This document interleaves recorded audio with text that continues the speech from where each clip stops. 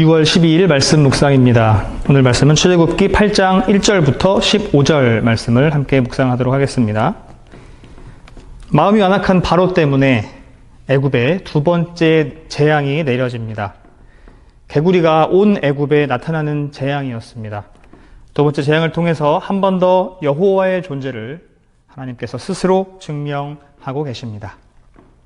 말씀을 읽어보겠습니다. 1절, 2절 말씀입니다. 여호와께서 모세에게 이르시되 너는 바로에게 가서 그에게 이르기를 여호와의 말씀에 내 백성을 보내라. 그들이 나를 섬길 것이니라. 내가 만일 보내기를 거절하면 내가 개구리로 너의 온 땅을 치리라. 하나님께서는 바로에게 모세를 통하여서 말씀하십니다. 여호와께서 바로에게 요구하는 것은 분명하죠. 핵심은 바로 내 백성을 보내라 라는 것이었습니다. 우상 숭배가 만연한 그 땅에서 하나님의 백성들은 하나님을 올바르게 예배할 수가 없을 것입니다. 그렇기 때문에 하나님께서는 그들이 예배하기 위하여서 애굽에서 나와야 할 것을 이야기하시죠. 바로가 그것을 거부한다면 피 재앙을 내렸던 것처럼 이번에는 개구리 재앙을 온 땅에, 애굽 온 땅에 내릴 것이라고 말씀하고 계십니다. 3절, 4절입니다. 개구리가 나일강에서 무수히 생기고 올라와서 내 궁과 내 침실과 내 침상위와 내 신하의 집과 내 백성과 내 화덕과 내 떡반죽 그릇에 들어갈 것이며 개구리가 너와 내 백성과 내 모든 신하에게 기어오르리라 하셨다 하라. 개구리 재앙에 대해서 자세하게 말씀해 주고 계십니다. 개구리들이 나일강에서부터 그들이 살고 있는 곳으로 다 침범해 올 것입니다. 위로부터는 바로의 집과 그 침실과 그리고 그 신하의 집, 그리고 백성들까지 온 땅에 개구리들이 없는 것이 없을 정도로 개구리들이 그들의 모든 삶의 자리를 다 침범할 것입니다. 이것은 막연한 경고가 아닙니다. 실제적인 경고입니다. 겁주려고 하는 것이 아니라 그들이 잠자는 곳, 음식을 요리하는 곳 등 그들이 살고 있는 모든 순간, 모든 공간에 그 개구리들이 그들의 삶을 타격을 줄 것임을 경고하고 있는 것입니다. 5절, 6절입니다. 여호와께서 모세에게 이르시되 아론에게 명령하기를 내 지팡이를 잡고 내 팔을 강들과 운하들과 못 위에 펴서 개구리들이 애굽 땅에 올라오게 하라 할지니라. 아론이 애굽 물들 위에 그의 손을 내밀매 개구리가 올라와서 애굽 땅에 덮이니. 여호와께서는 모세에게 말씀하신 것처럼 이제 아론에게도 말씀하십니다.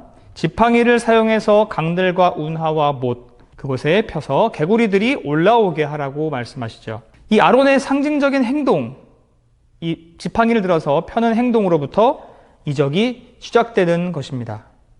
물론 아론이 능력이 있는 건 아닙니다. 그 아론의 지팡이 자체가 마술 지팡이도 아니죠.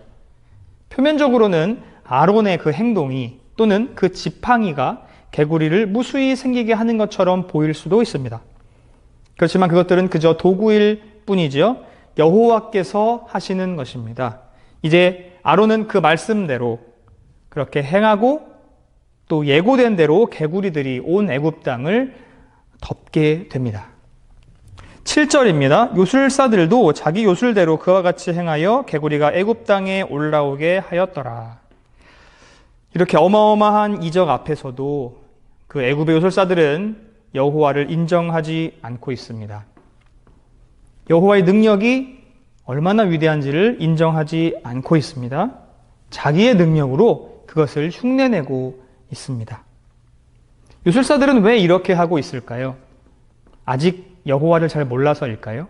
자신의 능력을 증명하고 싶어서 이렇게 보이는 것이 아니겠습니까? 자기만 생각하는 그들, 자기 능력을 증명하고 인정받으려고 하는 그들을 통해서 어떠한 결과가 나타났습니까?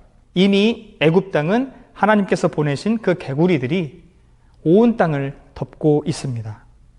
그런데 요술사들이 자기의 능력을 과시하고자 보이고자 증명받고자 했던 그 일 때문에 이 애굽 땅에는 더 많은 개구리들이 생겨나게 됩니다.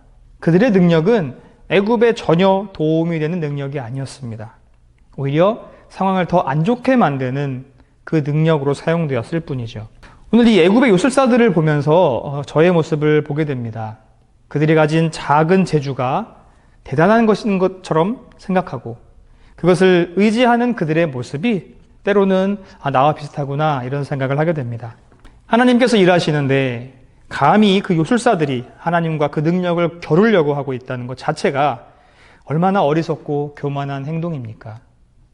자기가 갖고 있는 그 작은 힘, 그 작은 능력을 보이고 싶어서 하나님과 겨루고 있는 모습입니다.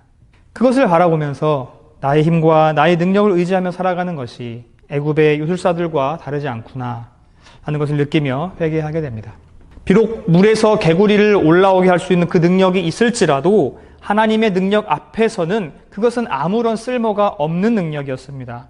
하나님께서 재앙을 내리시는 그 순간에 그들의 쓸모없는 능력은 상황을 좋게 하는 아무런 힘도 할 수 없었습니다. 오히려 상황을 악화시키는 결과만 나왔고 우리에게 주어진 그 달란트들도 이렇게 사용되지 않는지 돌아봐야 합니다. 우리에게 주어진 많은 능력들, 하나님께서 주신 달란트들이 그 요술사들처럼 그 작은 능력을 뽐내는 데 사용되지 않기를 바랍니다. 8절 말씀입니다. 바로가 모세와 아론을 불러 이르되 여호와께 구하여 나와 내 백성에게서 개구리를 떠나게 하라. 내가 이 백성을 보내리니 그들이 여호와께 제사를 드릴 것이니라. 두 번째 재앙을 통해서 바로는 여호와께 항복하는 것처럼 보입니다. 모세와 아론에게 개구리가 떠나가도록 하나님께 말 좀 해달라고 이야기하고 있죠. 그렇게 하면 이스라엘 백성들을 내가 내보내주겠다. 그래서 하나님께 예배할 수 있게 하겠다. 이렇게 말하고 있습니다. 여호와를 모른다라고 말했던 이 바로가 이제는 여호와를 인정하게 되는 순간입니다. 9절, 10절, 11절 말씀입니다. 모세가 바로에게 이르되 내가 왕과 왕의 신하와 왕의 백성을 위하여 이 개구리를 왕과 왕궁에서 끊어 나일강에만 있도록 언제 간구하는 것이 좋을는지 내게 분부하소서. 그가 이르시되 내일이니라. 모세가 이르되 왕의 말씀대로 하여 왕에게 우리 하나님 여호와와 같은 이가 없는 줄을 알게 하리니 개구리가 왕과 왕궁과 왕의 신하와 왕의 백성을 떠나서 나일강에만 있으리이다 하고, 바로가 개구리 재앙에 두 손을 들고 모세와 아론에게 요청했을 때 모세의 마음은 어땠을까요? 첫 번째 재앙에서는 콧방귀도 끼지 않았던 그 바로가 두 번째 재앙에서 너무 쉽게 무릎 꿇는 것이 아닌가 하며 어이없어 할 수도 있겠습니다. 그리고 그가 자신에게 개구리를 없애달라고 여호와께 기도해달라 이렇게 요청했을 때 당황했을 수도 있겠습니다. 나는 하나님이 시키는 대로 전하는 사람인데 이렇게 요청이 들어왔을 때 내가 하나님께 기도했다고 이게 합당한 것일까? 하나님이 원하시는 것일까? 또한 그게 이루어질까? 이렇게 아마 걱정을 했을 수도 있겠습니다. 피재앙에서는 7일의 시간이 필요했습니다. 그런데 개구리 재앙은 하나님께서 며칠을 계획하고 계신지도 모르고 있는 상황이었죠. 그러나 모세는 당당하게 확신을 가지고 이야기합니다. 그리고 바로에게 그 시간을 정할 수 있도록 이야기하죠. 이렇게 할 수 있었던 이유는 그가 하나님께 기도하면 반드시 응답이 주어질 것이다 라는 것을 확신하고 있었기 때문입니다. 바로는 개구리가 없어질 날을 내일로 요청합니다. 왜 내일이었을까요? 지금 당장이 아니라 왜 내일이었을까요? 아무리 보아도 이 상황을 보면서 사람이 이 상황을 해결할 수 있는 것은 아니다라는 것을 바로가 알았을 겁니다. 그래서 기도할 시간이 필요하다는 것을 알고 모세에게 기도할 시간을 준 것이지요. 오늘 기도하고 내일 없어지게 해달라 이렇게 요청한 겁니다. 하나님만이 하실 수 있다는 것을 바로는 알고 있었던 것이죠. 그것을 인정한 것입니다. 모세는 당당하게 그렇게 하겠다, 그렇게 될 것이다 라고 말해줍니다. 12절부터 마지막 15절까지를 한번 읽겠습니다. 모세와 아론이 바로를 떠나 나가서 바로에게 내리신 개구리에 대하여 모세가 여호와께 간구하매 여호와께서 모세의 말대로 하시니 개구리가 집과 마당과 밭에서부터 나와서 죽은지라. 사람들이 모아 무더기로 쌓으니 땅에서 악취가 나더라. 그러나 바로가 숨을 쉴 수 있게 됨을 보았을 때에 그의 마음을 완강하게 하여 그들의 말을 듣지 아니하였으니 여호와께서 말씀하신 것과 같더라. 모세는 그렇게 기도했습니다. 하나님은 그 기도를 응답해 주셨습니다. 애굽 땅을 덮었던 그 수많은 개구리들이 다 나와서 죽게 된 거죠. 그 개구리들을 모아서 쌓았더니 그 땅에서 악취가 날 정도로 어마어마한 양의 개구리였습니다. 여호와께서는 바로의 요청을 또 모세의 기도를 들어주셨습니다.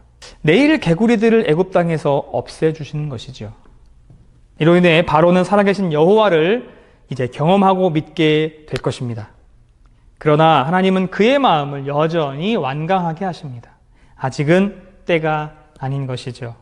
바로가 모세를 통해 여호와께 재앙을 멈추기를 요청했을 때 그것은 참 잘한 일입니다. 어떻게든 고집 부리지 않고 빨리 무릎 꿇는 것은 정말 지혜로운 일입니다.